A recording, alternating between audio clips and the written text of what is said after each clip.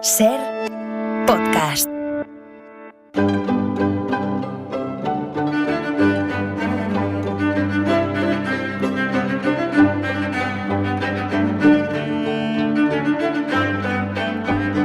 Hola Nieves, buenas tardes, ¿qué tal?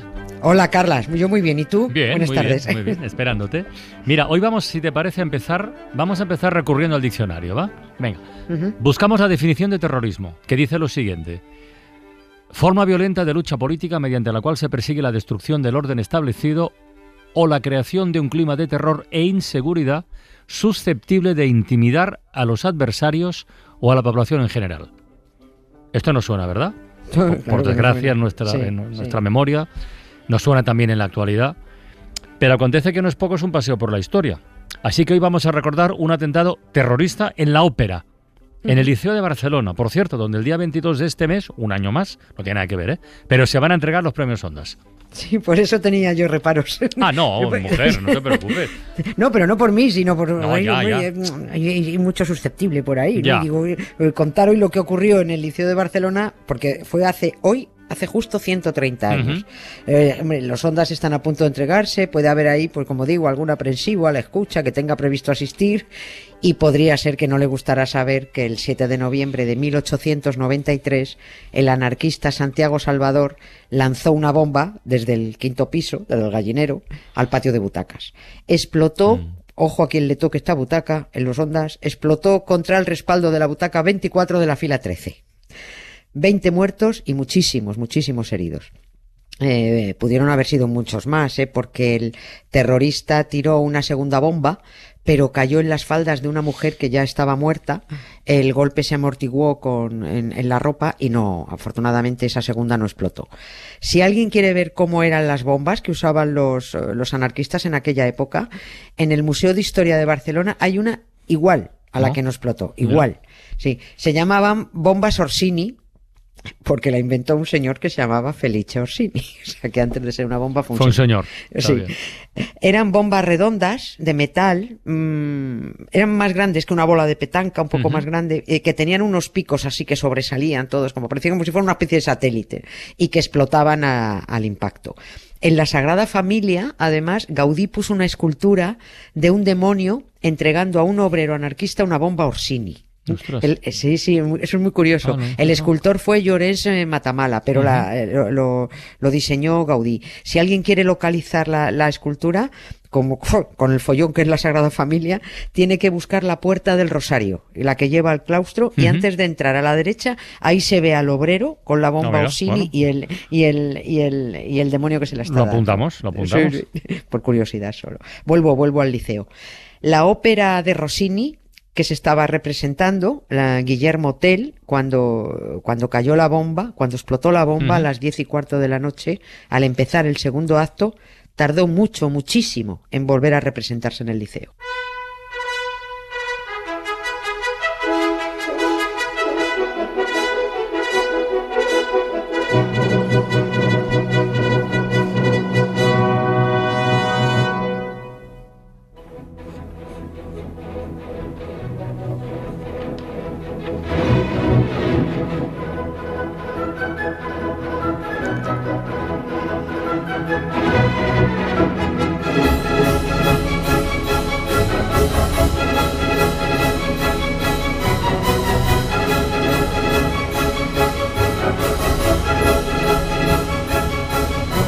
Qué música, ¿eh?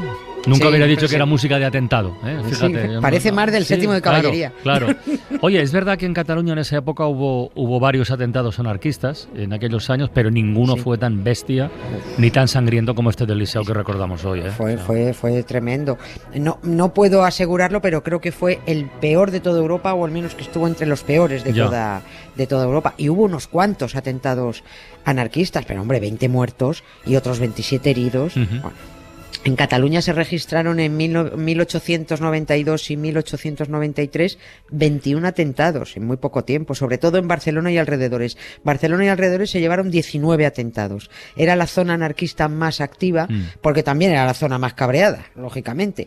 Los anarquistas se fueron radicalizando a la vez que los obreros iban a peor en sus condiciones laborales, a peor en salarios, jornadas de trabajo de 12 y 14 horas, no voluntarias como los cocineros, estas eran porque no quedaba otra, mujeres y niños deslomados.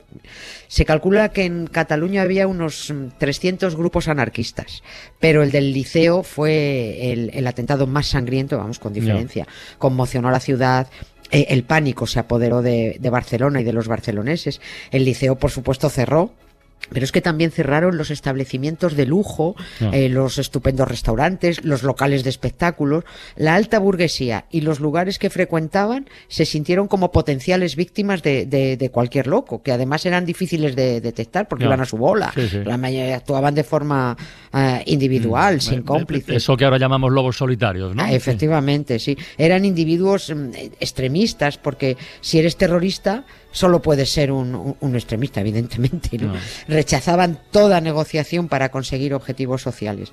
Lo que se consiguiera es que tenía que ser ahí a lo bestia. Venga. Oye, ¿y en qué momento empezó el anarquismo a radicalizarse de esta forma? ¿En qué momento? A ver, pues Bakunin es el que la lía, el ruso, que estaba un poco disparatado, y de hecho acaban expulsándolo de la primera internacional socialista.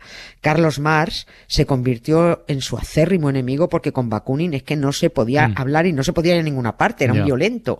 Decía Bakunin, y leo: hay que propagar nuestros principios ya no mediante las palabras, sino mediante los hechos, porque esta es la forma de propaganda más popular, más poderosa y más irresistible.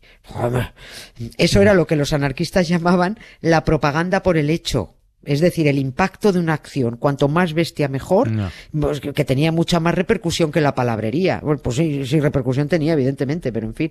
Decían los anarquistas que la mejor propaganda para despertar a los obreros y que salieran de su sumisión era con acciones de muchísimo impacto. Esto era la teoría, y se quedaba en teoría, pero hubo alguien que interpretó que ese impacto tenía que incluir muertos y lo puso en práctica. Ese fue el momento malo. Y ese momento lo protagoniza un francés que se llamaba François Ravachol.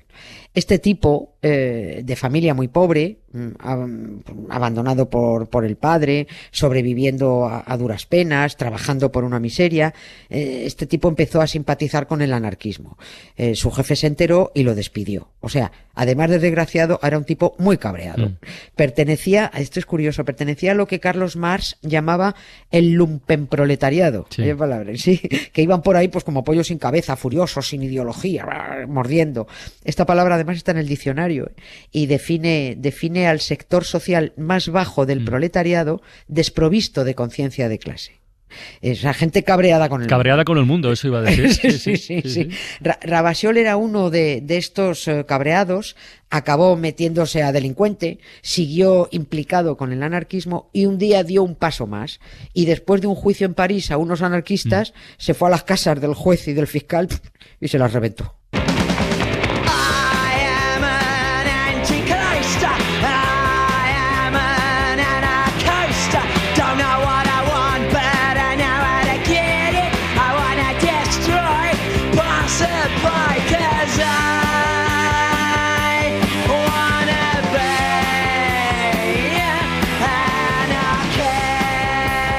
Por como lo estás contando, Nieves, me estaba preguntando si este atentado del tal Ravachol lo podemos considerar el primero que puso en práctica, ¿cómo has dicho eso? Lo de la propaganda por el hecho. La propaganda por el hecho, sí, esto era una norma que llevaba. Sí. Hombre, no hubo muertos, solo las casas destrozadas, pero al parecer este atentado abrió la veda de los hechos bestias. A la propaganda por el hecho, porque en realidad la propaganda por el hecho incluía también acciones pacíficas, pero que dejaran clara la desobediencia al poder. De eso se trataba, no de ir matando gente. Por ejemplo, propaganda por el hecho pacífica era negativa, esto se hizo mucho en Barcelona, en Cataluña, negativa a cumplir el servicio militar. negativa a celebrar funerales y bautismos religiosos. Bueno. Esto era una desobediencia muy ofensiva en aquel momento, hablamos del siglo XIX. Esto era como decir, voy a hacer esto porque te ofende. Lo de los anarquistas disparatados se agrava además porque hacía relativamente poco que el señor Alfred Nobel había descubierto la dinamita. Y no había nada que le gustara más a un anarquista que la dinamita. Se alababa su poder, se publicaban artículos sobre la belleza del sonido de las explosiones. Sí, esto fue tremendo. Ya se nota, ¿eh? Sí. Y se hacían canciones a la dinamita. Ravachol se hizo muy popular en París. Fue un ídolo entre los anarquistas. Le dedicaron una canción que se llamaba La Ravachol, que decía: bailemos la Ravachol, viva el sonido de la explosión. Todos los burgueses probarán la bomba, a todos los burgueses los volaremos. Hay magistrados vendidos, hay financieros barrigudos, hay diputados corruptos, pero para todos estos sinvergüenzas hay dinamita. Viva el sonido, hay dinamita, viva el sonido de la explosión. Dansons la Ravachol, vive le son, vive le son. Dansons la Ravachol, vive le son de l'explosion. Il y a les magistrats vendus, il y a les magistrats vendus. Il y a les financiers ventrus, il y a les financiers ventrus. Il y a les argousins, mais pour tous ces coquins, il y a de la dynamite, vive le son, vive le son. Il y a de la dynamite, vive le son, l'explosion. Dansons la Ravachol, vive le son, vive le son. Dansons la Ravachol, vive le son, l'explosion. Hombre, a ver, lo de los burgueses, magistrados vendidos, financieros barrigudos, diputados corruptos, sinvergüenzas, todo esto, a verlo, haylo. Y habla bien claro entonces. Hay, pero claro, lo de la dinamita igual es un poco excesivo, ¿no? Sí, pero la canción tiene ritmillo, ¿eh? Está muy bien. Oye, entonces, si el Ravachol abrió la veda, el atentado del Liceo fue después, ¿no? Sí, un año y medio después que el de Ravachol, porque el de Ravachol fue en marzo de 1892 y estamos hablando de noviembre del 93. Cuando Santiago Salvador lanzó las bombas en el Liceo, a Ravachol ya le habían dado guillotinazo en París.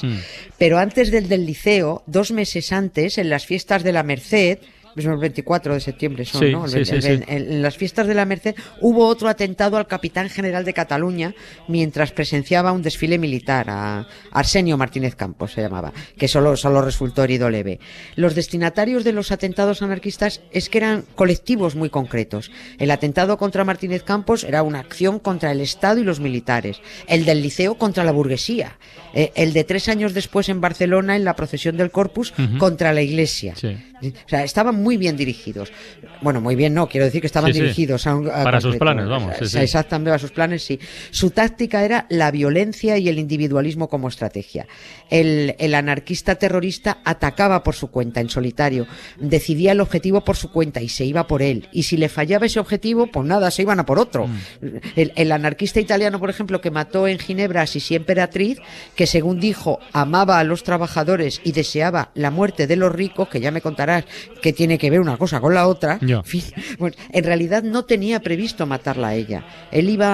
Sus planes estaban en matar a Luis Felipe de Orleans, que era el pretendiente al trono de Francia, pero resultó que este tipo, el tal Luis Felipe, anuló el viaje y dijo el anarquista: ¿y a quién mato yo? Me he quedado sin víctima. Y se enteró, alguien le dijo: oye, pues está por Ginebra Sisi Emperatriz. Ah, bueno, pues esta misma me vale. Solo importaba el impacto y que fuera una cabeza aristocrática.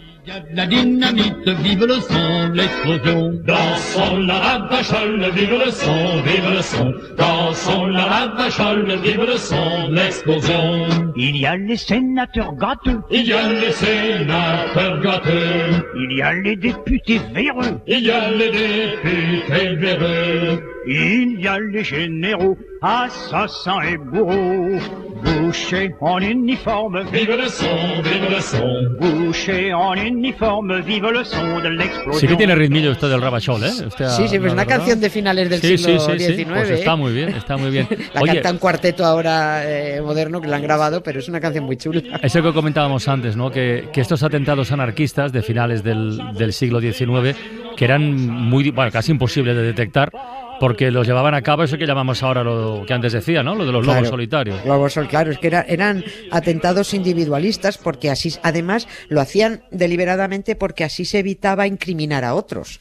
Santiago Salvador fue ejecutado a garrote 4 meses después, y durante el juicio declaró que actuó por su cuenta, que no pertenecía a ninguna secta y con el objetivo de aterrorizar a la burguesía. Él dijo: me era indiferente matar a unos o a otros, mi deseo consistía en sembrar el terror y el espanto, que coincide con la definición que has leído al principio de lo que es el terrorismo. La inmensa mayoría de la clase obrera catalana rechazaba estos actos, hablamos del 90 y tantos %, por supuesto. Ellos querían trabajos y salarios dignos, pero sus reivindicaciones querían alcanzarlas mediante la negociación. El atentado del Liceo, por supuesto, espeluznó a todo el mundo, ¿no? Burguesía y obreros.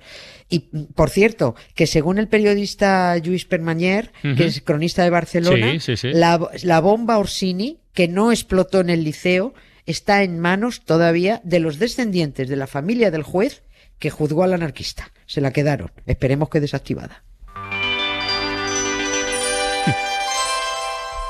Baby love, I think I've been a little too kind. Didn't notice you walking all over my peace of mind. And the shoes I gave you as a present. Putting someone first only works when you're in their top 5. And by the way, I'm going out tonight. Best believe I'm still bejeweled when I walk in the... Pues nada, Nieves, así lo acabamos por hoy, si te parece. Venga, mañana más por eso, ¿eh? Gracias. Venga, un beso muy grande. Mañana. Hasta luego, adiós. Para no perderte ningún episodio, síguenos en la aplicación o la web de la SER, Podium Podcast o tu plataforma de audio favorita.